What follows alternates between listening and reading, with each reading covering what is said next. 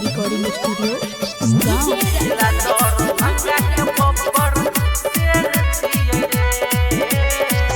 Police थाना हम मेल छिए रे। पुलिस थाना हम मेल छिए रे। जिला मधुबनी के हम शेर छिए रे। जिला दरभंगा के बब्बर शेर छिए रे। मिक्स बाय राजेश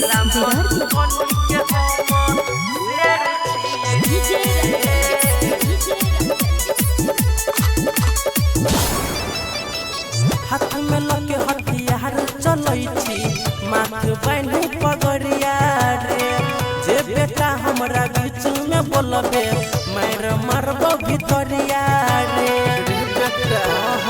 हाथ में लगे हथियार चलै छी माथ बांधी पगड़िया रे।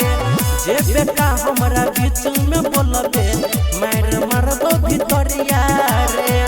कते रंग दहर के कइने ढेर छिए रे।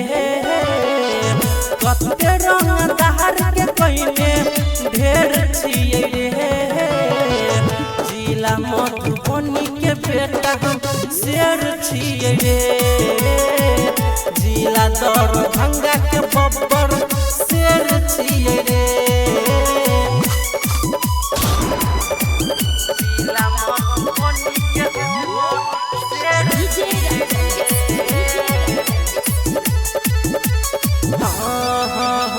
नेता विधायक हमारा ठोकै है सलाम रे। बचपन से बिगड़ल है बेटा हमर पूरा खानदान रे। रावण हिंदू बेटा नेता विधायक हमारा ठोकै है सलाम रे।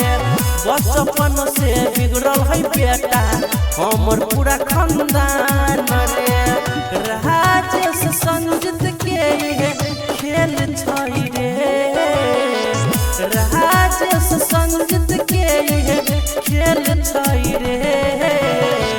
जिला मधुबनी के बेटा शेर छिए रे।